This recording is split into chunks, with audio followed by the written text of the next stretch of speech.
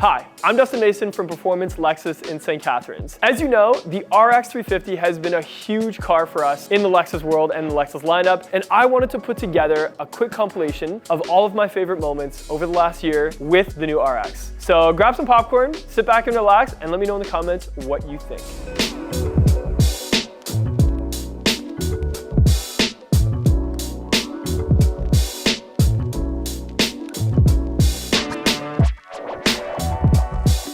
But before I do that, make sure you check out the rest of our channel, look at some of our older videos, hit subscribe and that like button, and of course leave a comment because I'll always try to get to the comments. Okay, so this particular one behind me is a pre-owned vehicle that we have. It's a 2022 RX 350 F Sport Series 3. So this is the fully loaded F Sport version, and it's very easy to see why even on the used market, these things go very fast. Not driving very fast, they sell very fast.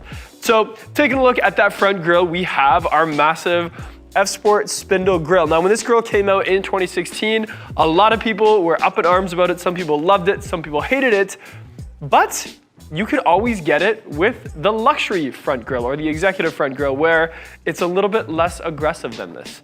Also, we have the triple beam LED headlights followed by the daytime running light of the frosted white glass there in the signature Lexus headlight or daytime running light.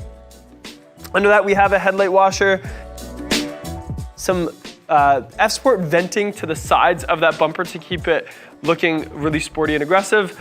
However, you'll notice if you ever see a 2019, 2018, 17 or 16 RX F Sport, you'll notice the bottom grille is a little more aggressive on those. It has a little bit more lip, which I actually really liked. I kind of missed that they got rid of that, but I'm sure there's a reason. Maybe too many people were scraping it on things, or maybe the fuel economy or something.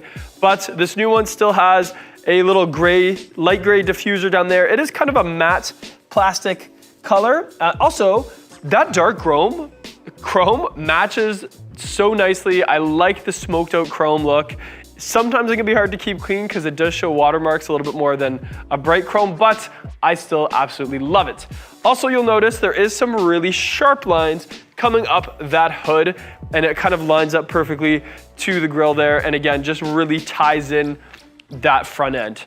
As for the side of the vehicle, so as we move over to the silhouette of the side, you'll notice there are sharp body lines everywhere. We have this body line that continues from the fender into the center of the door handle, and above that it almost meets with another body line that continues from the front of the hood. So I noticed certain colors you can't really see this on. Honestly, white is one of those colors you can't see it as much on, but the atomic silver, which is a big favorite, the nebula gray, which is a big favorite, those ones you can really see the curvature of those lines. I think because they're more metallic in the paint. I'm not sure. Also, we have blacked out mirrors with some chrome around them, the F Sport logo on the fender, a 20-inch multi-spoke gray wheel with a Michelin tire. Now, that gray has a little bit of a pearl to it, but nothing too crazy there, and it is pretty easy to keep clean. It's kind of the color of brake dust, if that makes sense to you. But overall, you'll see a zoomed out look of that RX 350 side profile, and this is a big reason why it was such a big seller for so many years, is it's looked super modern and super forward thinking since like 2016. And also, one thing to mention about the RX 350 is when it was designed to ride like a luxury sedan. And when I mean that, I mean from the 2016 model on. So luxury sedans like the GS, the LS have always had a really smooth, comfortable ride. SUVs never used to do that until the 2016 RX, in my opinion. Also, another thing I really love about the side profile is the door handles. I've always liked how when you walk up to the vehicle, they light up really nicely. They have a nice shape to them, a really nice solid feel, and even the doors, opening and closing the doors, feel super solid, and they've done a great job with that as well. We do have sort of a matte black fender plastic, probably to protect some of that body lines from the paint chips and stones and that sort of thing. You know, some people love it, some people wish it was body color. To me, it doesn't really matter.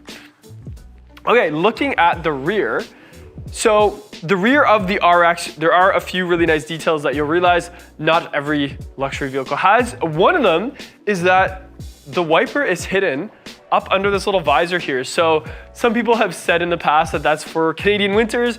Yes, that is a benefit of it, but I think it's a styling thing. Instead of having a big wiper right in the center here that is always gonna be parked one side or the other, having it hidden is just super sharp and just a really nice touch. We also have some blacked out chrome here, sort of complementing underneath that Lexus logo. We have some other chrome down here that doesn't quite match the same color as the smoked. One of them is this bumper protector here, but there is more smoked chrome at the bottom, right above that rear diffuser. And you'll notice a different chrome on the side by the exhaust. So again, a couple different tones there. Most people wouldn't even notice that they don't match, but it is important to note. Also, let me show you those taillights. So in the 2020 and up model, you get these combination lamps. So I really like them. I think that they remind me of the LC500. It's kind of have a layered look to it. And then the signal lights is underneath it. So again, just a really cool modern taillight combination lamp sort of setup. Trunk space, it's a really nice height for loading in and out, whether it's heavy objects, golf clubs. You could definitely fit at least 2 sets of golf clubs in here, groceries, etc. However, you should notice that when stacking your luggage, the angle of that hatch does limit a little bit of the height unless you put the objects further into the trunk space. So that's the only gripe there. There is some hooks and things like that to, be able to stack your groceries. Power folding seats for the back. Also a full-size tire under that false floor. So on the inside of the 2022 an RX 350 F Sport, we have a lot going on here. So we have some nice color tones, some silvers and some grays. Some of the grays are plastic, but they do match each other quite nicely. Then we have some aluminum pieces that are aluminum and they're more like a silver with a texture to it. I really like that. I think even the one on the door panel here, it is nice to touch. And it's got a little bit of a texture to it that you can actually feel, which again is just a really nice part of a layered interior like this. The dashboard itself has a lot going on, but no big deal there. We have some, stitching and that sort of thing. One pro tip on any of these RX 350s, if you live in a hot climate, maybe the southern states or southern Ontario in the summertime, try not to, dust off this dash with a microfiber. It is a little bit better to do that on a cooler day just so it doesn't leave any marks. That's just something I noticed. But the rest of the interior is pretty easy to keep clean. You can just use a microfiber for it. We do have the Lexus remote here, as well as a touchscreen on any of the RXs that are 2020 and newer. So you can choose between, using your mouse here and not having to reach, or you can just reach, touch the screen. Also, you can make it split screen, have your navigation on one side, your music on the other. And whenever you're reading reviews about this remote touch interface, I find you need to spend at least 2 days with it and then you'll get really fluent. And a lot of those times the reviewers only do it like in an afternoon, and that could be why they didn't quite figure it out. But once you got it down pat, it is really great. We also have a phone holder here that's padded, and even my Samsung S22 Ultra or whatever I have, the biggest phone that I've ever had, does fit there nice. We also have a wireless charger just to the front of that. Some different drive modes. I will say the Sport RX, I like the drive of it better than the Executive and the Luxury because it is tighter. So when you're handling it, it is tighter. It gets rid of that body roll. And when you put it in Sport Plus, which is only offered on the F Sports, it tightens that up even more so that when you're turning, the car almost feels like it's leaning into the turn instead of away from the turn. I will say the Executive and Luxury models have a really soft suspension, really quiet ride, but the handling when you're turning, you'll feel a little bit of that body roll. So ask yourself that when you're shopping at these RXs, do you want something that's really soft and a little bit body rolly, but the best ride quality, or something that's tighter? Do you like to feel the road a little bit, feel the steering a little bit? If so, you would go with the Sport. Another thing about the Sport is the way the seats fit. So the F Sport seats do really hug you, especially on that lower back. They are a little bit stiffer. I like it because it helps my posture, I find. And then when I'm steering, I'm not like flopping around the front seat or anything like that. But again, some people might find them too stiff, too much bolstering, that sort of thing. So it is really much about preference. But there still is some really good tech in here as well for being, you know, a car designed for 2016 and newer. So we have bird's eye view, heads-up display, Mark Levinson sound system, which is definitely worth the money in my opinion. We also have, you know, this circuit red interior, where some of the previous years where it was Rioja red, which was a lot darker. This circuit red is a little bit brighter and in your face. But overall, a sporty, luxurious, high-end interior for obviously a great car. So the comfort factor really does continue in the back of the RX 350, especially in this one. So I have a few things back here. I have some heated seats for both of these sides, which you can control to the center here. We do have some vents and some USB ports. They are not the USB-Cs, they're just the regular ones, but that still does the trick. We also have a center armrest that folds down with cup holders and some storage space.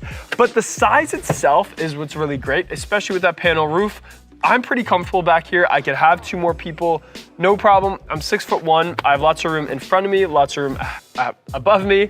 So this just really continues on. This is a great vehicle for driving around friends or I guess a family as well, or a road trip car because of how much space is even back here. Another big favorite of this body style RX is of course the powertrain. A 3.5 liter V6 with just under 300 horsepower mated to an 8-speed transmission that both of those together have been very tried and true, super reliable. It takes regular gas, which is another great thing. It's smooth, it sounds great. It's not gonna blow your socks off in terms of like, you know, versus some of the V10s and V8s and stuff like that, but it definitely does the trick. And I wouldn't be afraid of even a high mileage RX 350, as long as everything in the inside works and you see some maintenance records, this can take care of you for a very long time. So you can easily see why the RX 350 was such and still is such a great seller in the luxury market, especially that 2016 to 22 segment, and now the 23 segment, even surpassing the numbers that we did in those previous years. But it still fits in. It still looks great on the road. It's still a great purchase. And I think you'll still see lots of these on the road for years to come.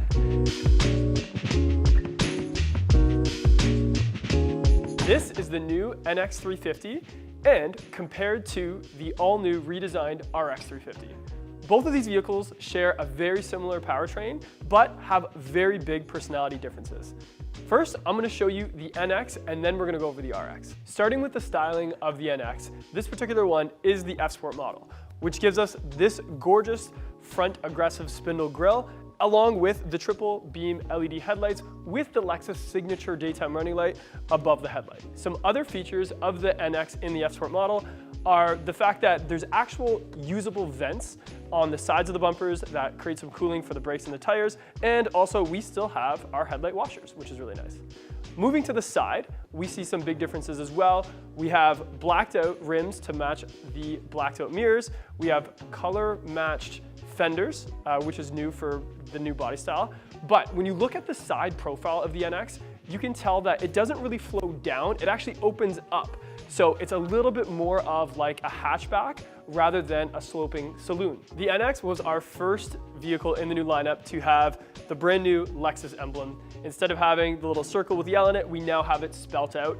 Also, it was one of the first to have the new taillight setup. So we have broken up on the sides with this top piece kind of bridging the gap between the two of them, as well as some decorations to the bottom because it is the F-Sport model. Also, the NX has an exposed wiper. Now, over to the new 2023 RX. This particular one is in the Grecian watercolor, which is one of my favorite colors for the RX. I find sometimes we see too many grays and blacks and white cars on the road where the blue kind of stands out a little bit, which I love. Now, with the new front end, I was a little bit worried that it was gonna look too much like the NX, but it does stand out a lot and gives it a little bit more personality. In my opinion, it's because of the top of that grille. The fact that it has that frameless design, it flows right into the bumper, I think that gives it a little bit more of a masculine or mean looking front end versus the NX. So from further away, it's easy to tell the difference. Now, a couple other changes on the front end is we now have the signature light kind of more in the middle of that headlight lens, which is pretty nice. We still have some really nice decoration and venting with that F-Sport spindle grille, which is great. But you will notice they got rid of the headlight washer. So not too sure if that was even used before. I probably wouldn't have noticed if it was being used anyway, but being in Canada and having salt on the roads for most of the year, I figured it kind of worked, but who knows. Now going to the side, you'll see it does have a darker rim with a blacked out side mirror, as well as black roof rails. And you'll notice as the side profile, one of the biggest differences is the RX kind of flows a little bit more. You'll notice it kind of gets a little tall, but then flows down kind of like more of that sedan, saloon style vehicle, which is pretty nice. And it makes it look a lot longer than the NX. So that NX kind of looks like a little bit shorter of a hatchback, which is great. The N, don't forget, stands for nimble. So it's supposed to look more like a nimble car, where this one's supposed to look more of like a luxury sedan. Now the back of the RX, there are some interesting features here as well. You'll notice there is no wiper exposed, which is genius, especially during the times of snow, where the wiper's actually hidden up under this little visor, which is great. And also in the higher models, that's where they put the camera for the rear view camera. So not the backup camera, but the rear view camera is actually up there. It's hidden, it's on the inside of the window, which protects it from all the elements.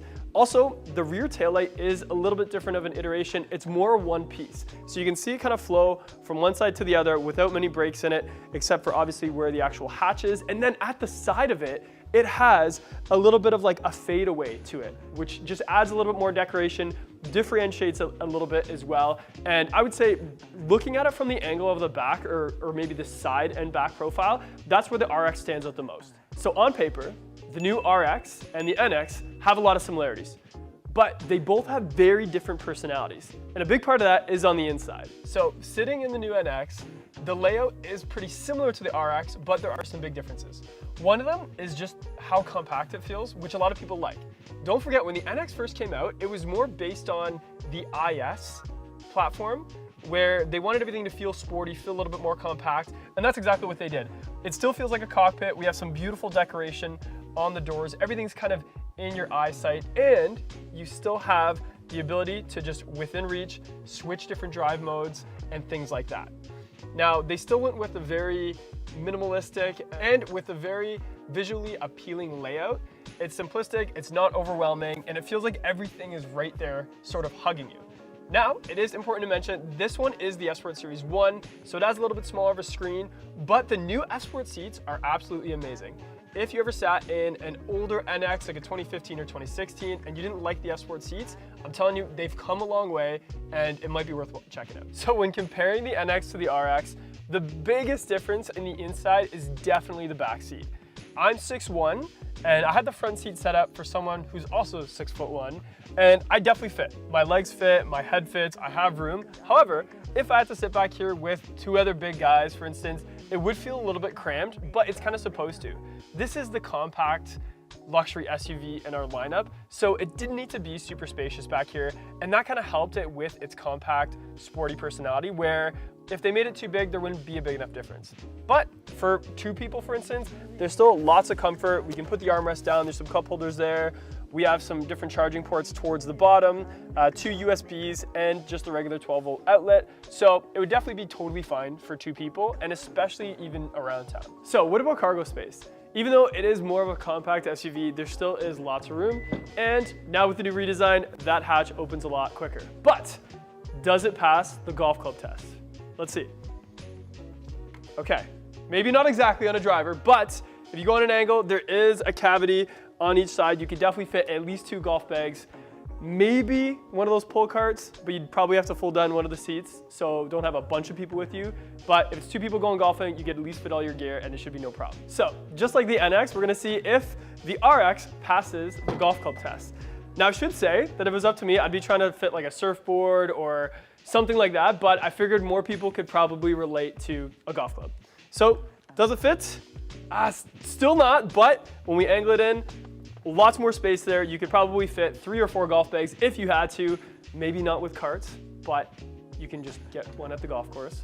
Or fold down those rear seats, which you can do by using these power cords right here. So we have left and right. You could fold down the seats from here, fold them back up on this particular package.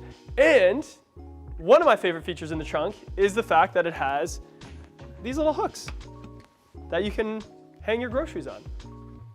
so your Wonder Bread doesn't go flying everywhere. Okay, now sitting in the RX 350 with a black interior, there is a lot to go over here. So, as I mentioned, there is a different layout. In pictures, it might seem really similar, but once you get here, you realize the spacing between everything feels a lot different. The whole interior of the RX feels more open concept. So it's less that it's like hugging you like you're in a little sedan, and more that it's giving you a lot more space to breathe, even how the dash is laid out. So we still have the screen really close to us, and this is a bigger screen, by the way, than the NX. The NX is a lower model, so it had the smaller screen. This particular RX is a little bit higher model, so it's a bit bigger. But we even see there's like an extra little bit of shelving that don't put anything on. Not that type of shelving, but more of like a visually appealing style. And we see that the Alcantara, or what Lexus calls Ultra Suede, which is featured on the doors and on the seats, is also continued on the dash, which is really great. And a first for the RX is the fact that it has ambient lighting. You can get that on the NX as well, but the reason I bring it up for the RX is the ambient lighting continues on that really gorgeous seam there. So when you're driving the car and you're looking out at this very spacious dashboard, you see the Ultra Suede being lit by some ambient lighting, which is totally customizable. So you can change it on your mood. If you're in an angry mood, you can put it red. Or if you want it to calm down a little bit, you could do blue. I don't know, whatever you want. But just wanted to point that out. Everything else is very wide open. We have some really deep storage here where you're gonna put your phone for the wireless charging. The armrest is a little bit bigger, and you can open it from both sides. That's actually in both vehicles as well. But it does feel more substantial, this whole center console, which I really like. Still just two cup holders. There is no switch for the drive modes because you're gonna do that through the screen on the RX. But overall, very spacious, lots of room to breathe. And again, just a different personality of an interior that you probably wouldn't be able to tell by just looking at the pictures online. Okay, now sitting in the rear of the RX 350, you can tell it's much more pointed for passengers back here. Lots more open space. Again, I have that front seat set up for me to be sitting in front, and there is a ton of room between me and the seat, which is great. But also, it's appointed really well back here. We also see a little bit of that Ultra Suede on this particular package. Everything seems high-end. We still have some Ultra Suede on the seats, but it doesn't stop there. In the center, we have some different controls. We have our own climate control back here for the first time ever in an RX, which is great. Heated seats, and in this particular package, we also have cooled seats, which you used to have to go up to like an LS or an LX to get that, like a flagship $100,000 car, and now the RX has it in some of these middle to high packages, which is great. The space between the back, it's a lot wider as well. So I could sit back here with two other people super comfortably, even for longer drives, because you can also recline these seats. So there's a switch to the left here. I can recline it this much, which again, isn't huge. It's kind of like an airplane seat if I were to compare it to something, but enough that if I wanted to, I could definitely take a nap. Or if there's only two of us back here, we have our cup holders, as well as a little bit of storage in this little center console box, which is great too. And this one has the panel roof, but you can do that on the NX too if you wanted. So I wanted to find out if the new 4-cylinder RX is louder than the previous generation V6 when driving. It's a question I get asked all the time. So I convinced my boss to buy us this little decibel meter off of Amazon. So since I convinced him to spend some money on it, I'm sure we're also gonna measure some other things about the car and the noise levels that it has. But before we get into the video, make sure you hit like and subscribe for more Lexus related content. And stay tuned to the end of the video for a special surprise. Okay, so in the 2023, we're gonna do a few different tests here. I did some Googling because I had no idea what decibels mean what. So just so you guys know, so according to Google, 30 decibels, between 30 and 40 is what like your bedroom would be. 30 would be like a library. 40 to 45 or even 50 could be like a normal office space. And I think they said a luxury car should be like 65 or something like that. I can't remember, but just remember what it's like in like a normal room ambient noise, and we'll kind of compare that between both RXs. Okay, so let's check the idle on the 4-cylinder, windows up, just parked. Okay, all right, around 43 once we stopped moving, 42.8, 43, that's with the AC off, no cooling fans on the seats or anything on, just idle. Okay, so let's do one from a stop up to 80 kilometers an hour in the 4-cylinder. Let's see what happens.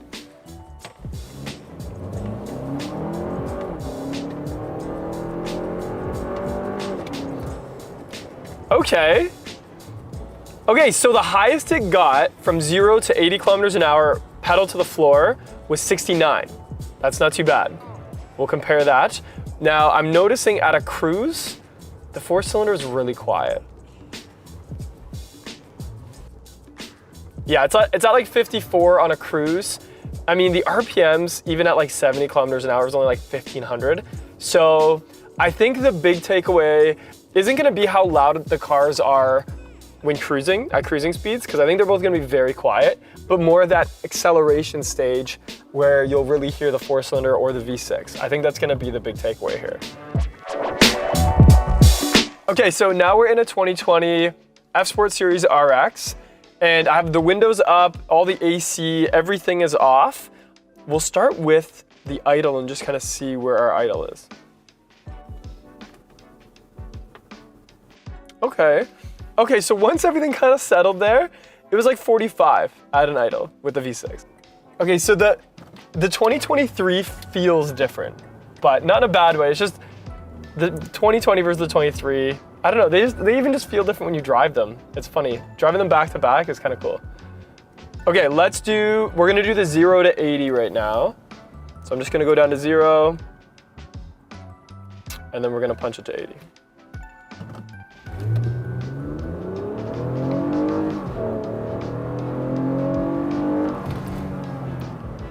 Okay, I saw it get to 74. Like it blurped to 74. That's interesting. The V6 sounds good, but it did get to 74. So now we're cruising. We're at about 70K.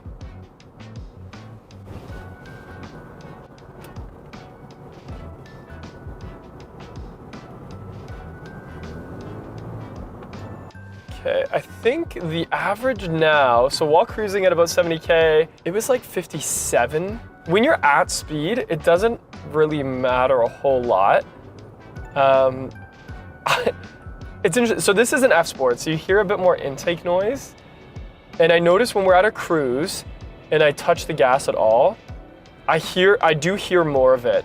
But same thing, when I'm not touching the gas or if I'm just maintaining a speed, it's very quiet in here. But I am surprised that I can hear that engine just a little bit more when I do it that way. So that's interesting. Okay, so I wanted to hear what the exhaust sounds like outside the vehicle by us revving it. So we came to this quieter spot. The ambient noise here is about 56. So hopefully that gives us a little bit of buffer to hear how loud that exhaust is.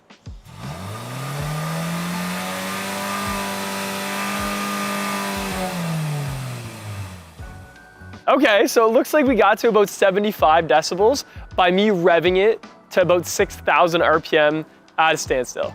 Okay, so I also wanted to get revving it 6,000 RPM, sitting in the cabin with the windows up. Ambient noise in here is about 43, 42 right now.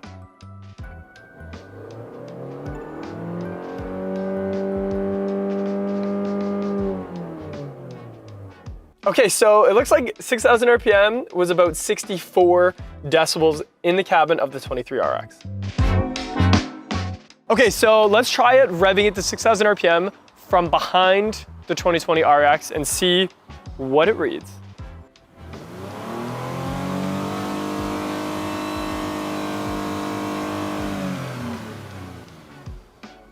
All right, so we were at 77 from behind the 2020 RX.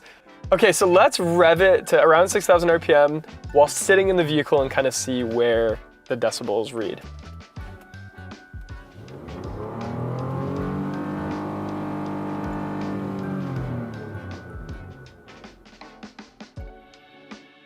Okay.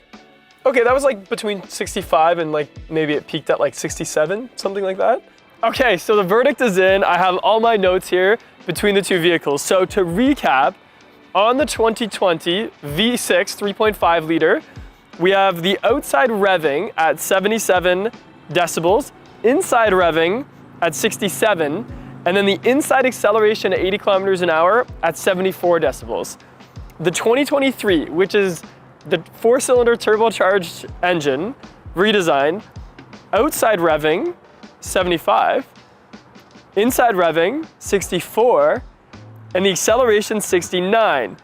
So the really interesting part of this is so many times when I'm showing these new vehicles, a lot of people say the new 4-cylinder sounds louder. I think maybe the pitch is a little bit higher, but based on our measurements today, the V6 is actually louder. It just has that V6 sound to it. So I think that's why people didn't notice or care that it was a little bit louder. But it was fun being able to drive them back to back. It's been a long time since I drove the V6 in particular, but also right behind the new 4-cylinder. And they definitely both have great characteristics and a little bit different personalities to it. So I'm Dustin Mason from Performance Lexus in St. Catharines. Thank you for watching our video. And since you stuck around to the end, there is one more test I have for you. Okay, so as promised, I have one more car to do as a surprise. It's an old Toyota, so we'll see kind of how it goes.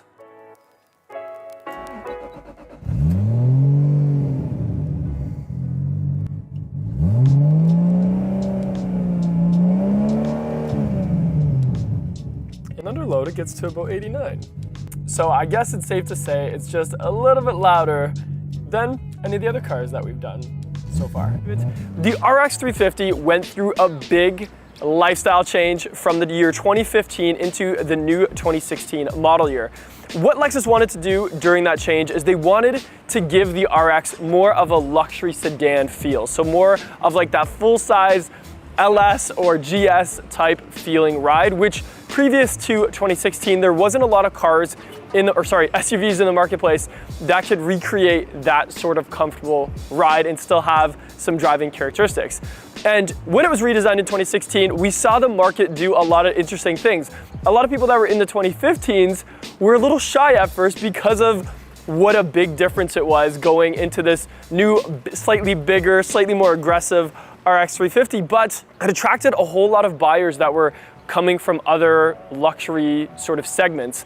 And it wasn't much longer that those people from the 2015s did get warmed up and kind of more interested in this redesign once they were able to drive it and see the new technology and stuff like that, because like I said, it was such a big difference from the 2015. Now in 2016, when they redesigned it, we also introduced this new F-Sport grille and F-Sport styling that sort of came with that body change. And there is some interesting takeaways even from the 2016 to the 2017. So when you're car shopping, just because of it's the same package, 2016 versus the 2017, in Canada at least, the 2017 got some more safety feature standard that in the 2016 you would have to get fully loaded. So that is kind of like a little bit of an expert buyer's advice. If you're looking at like an F-Sport Series 2 or a base model or a luxury, it's not gonna have the radar cruise, the lane departure alert, any of those, safety system features in the 2016 unless you go to a fully loaded. But in the 2017, all of that stuff comes standard. So make sure you're looking at that when you're car shopping. Another few cues to think about is anything with the F-Sport grille and the F-Sport wheels mean it's at least an F-Sport Series 2 and above. So those are gonna have standard features like navigation, parking sensors, the sport style seats, that sort of thing. And the reason I say that's important is as you're looking at any pre-owned car, you have to think to yourself, how long am I going to keep it and how long does it have to stay relevant for? Because as years go on, if you're driving a car that is now very outdated, then your resale value is going to go down too, because the whole used car market and the whole car market is all about desirability and what's relevant now or what still works now. So for instance, in 2020, they gave the RX a little bit of a refresh, and that's what I'm standing beside here right now. And between the 2019 and the 2020, we saw, a little bit different iteration of the headlights and the daytime running lights. The grille and bumper changed very slightly. Probably you'd have to park them beside each other to notice. But the 2020 and up got some technology upgrades.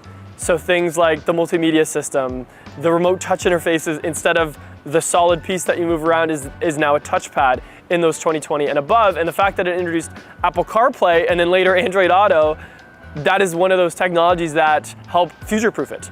So pay attention to that when you're looking at pre-owned RX 350s, but also I've seen some trickery in the used car market. Just because it has these wheels, or F Sport Series wheels, doesn't necessarily mean it's an F Sport. I have seen a lot of people put on these wheels to their base model RX 350s, and then when people go to buy them as a pre-owned car, they think it's an F Sport, but it's actually a base model just kind of dressed up like an F Sport, so it doesn't have those extra features, and in turn, shouldn't be the same amount of money.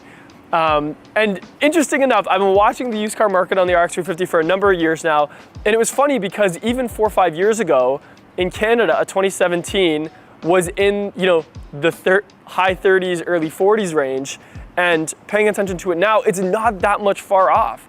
Maybe it's in the mid 30s, maybe it's in the early 30s, but when you think about how many years have passed, that's still pretty good. It's holding a really good value, considering this is a volume vehicle that in the mid-size luxury SUV market has always dominated. For Lexus, it's been, you know, where all the cards have been for getting the name out there and getting cars on the road has always been the RX 350. And you would think with a market with so many of those in it, you would expect it to kind of drop in value.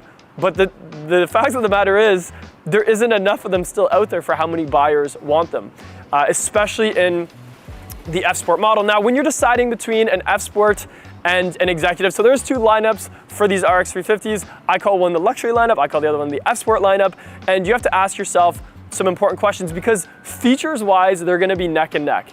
There's the luxury and the F Sport Series 2. Those are sort of the mid packages. I would recommend going with those or above for the straight reason of resale value and kind of future-proofing it a little bit. So when you go to sell it, you wanna make sure you have at least those two packages. But those are a great starting point. Both have built-in navigation, parking sensors, you know, the bigger screen inside, the mouse in the center. Even if it's a 2020 or a 2017, it still has some sort of mouse in the center.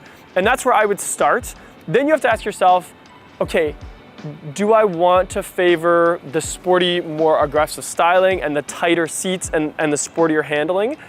Or do I want more of a luxurious ride that's, you know, that smooth sort of couch feeling where it feels more like, you know, a luxury car? And what I find is the Sport has the tighter seats, the tighter handling, and the styling that I personally like. But a lot of my guests who are coming from a big luxury sedan or one of the luxury ones find that too stiff for them, or they find the seats too tight for them. And that's where the luxury and executive come in, because those cars have that really soft, smooth ride, but a little bit more body roll. And you know, sometimes that's okay. So if you're a road trip person, maybe that luxury or executive package is the way to go, because it's like driving a couch, I guess you could say. Another question you want to ask yourself is, do I care about those bigger features? In the used car market, the F Sport Series 3 and the Executive are a lot more money, and even brand new from a base model, they were like 10 grand more. So you have to ask yourself, do I care about heads-up display? Do I care about a panoramic sunroof or the Mark Levinson sound system? And if the answer to those questions is two of them matter, if two of them matter, it's worth going up to that extra package, because of the resale value that you'll get is worth the extra money that you're gonna be paying for those extra features. And you get a few extra things like bird's eye view, for instance, in the fully loaded. You get the power folding rear seats. There's different iterations of the hands-free power liftgate. In those 2016 to 2019 models, it was like you had to kind of wave in front of the Lexus logo, which could be a little bit cumbersome, especially if your hands are full. But in those 2020 and up, you kind of just use your foot and swipe, and it does open up. Before you discount that, give it a few practices, because it does take some getting used to, just like anything in life. But it is definitely worthwhile if you're looking at those style features. Okay, so under the hood, when you're shopping for a pre-owned RX, there's gonna be so many similarities, even in that 2015 realm. It's a very similar 3.5 liter V6. And then anything 2016 and up is gonna be mated to a 8-speed transmission. It's around 300 horsepower. In 2016, I noticed when I'm driving some of those that are pre-owned, the shifting feels like it's still calibrating a little bit. They did do an update in 2017 from what I was told that makes it a little bit smoother shifting, I guess you could say. Also, I do find the F Sports do have a little bit more intake noise. It might be this little device right here, I'm not sure, but just keep that in mind that the F Sports probably will have a little bit more of that engine intake noise when you're driving it. What to look for? So one of the things I always look for, these little clips that hold in all the plastic, if a lot of them are broken or missing, it probably means that maybe someone that wasn't a dealership has been working on it or tinkering with it, which isn't the end of the world, but is definitely something to note. Pretty much everything else is covered in plastic. You can see a few little things here and there. Always do your normal looking for, any oil leaks or anything like that. These engines are very reliable, and the RX 350 as a whole has been very reliable, but just like anything, there's always a chance of like a leaky gasket or some sort of fluid leak somewhere, so just pay attention to that. In terms of mileage, there isn't really a mileage that scares me other than asking yourself how long you're going to keep the car for, what's the price. Just like anything in life, it's all about what people think when it comes to it. So for instance, if you're looking at a vehicle with 80,000 or 90,000 versus one that's already cracked over the 100,000 mark, the only difference is over the 100,000 mark, the next buyer sees that extra digit and is gonna think it's older. That's really the big difference there. There is a bigger service, I think around the 80,000 or maybe it is 100,000 range. So just make sure that those sort of services would be done. Most of the time the intervals were a service 1, a service 2, and a service 3. The 2 and 3 being the bigger one, the service 1 just sort of being regular, oil change, check the filters, stuff like that. Tires wise can vary as well. So some of these came with Bridgestones, some of them came with Michelins from the factory. Depending on the tire, depends on how smooth the ride is and also how long the tire lasts. I would say anything that's between 60,000 and 70,000 kilometers might still have the factory tires. So just pay attention to that. Even if it has tread, you want to see if there's weather cracking in the tread, because even if it doesn't have a ton of mileage, but it's an old tire, especially if it's like a 16 or 17 by now, that tire might not pass the safety, and also it's not going to have as much grip or compound because it's starting to dry out. So keep that in mind. A lot of these things can be avoided if you can find a certified pre-owned one. So a Lexus certified pre-owned has very strict guidelines that they have to follow. It's pretty much like reconditioning a car as close as they can to new. And even the guidelines say that we have to catch up on services. It's way stricter for tire and brakes and the variances there than a regular safety inspection would be. However, as the years go on, those 2016 and 2017s probably won't qualify for that program. 2018s might not either. A 19, 20, 21 would be your best bet for the certified pre-owned. And sometimes it gives you things like, roadside assistance, availability to do an extended warranty, and also lower interest rates if you're gonna be financing. So another thing to mention when you're looking at one at like a used lot versus like a Lexus used lot is the Lexus used lot might qualify for that program. And in turn, even in the future, you might be able to get like loyalty discounts from Lexus, etc. So if you're comparing the two, it might be worthwhile going to a real Lexus dealer. But take that with a grain of salt, because I am a Lexus dealer. I work at a Lexus dealer, so I am gonna be a little bit biased there, but I have seen it in the past, and it definitely is important to note.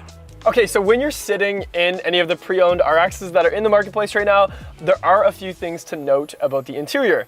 This one is an F Sport, so we have those seats that hug you a little bit more, but also even the stitching kind of sticks out a little bit more. The perforation is more like a white, so it gives it a little bit different style. The rest of the interior is trimmed in sort of like a silver aluminum look. So on the door panels, we have actual aluminum, a little bit of plastic silver throughout the rest of the cabin.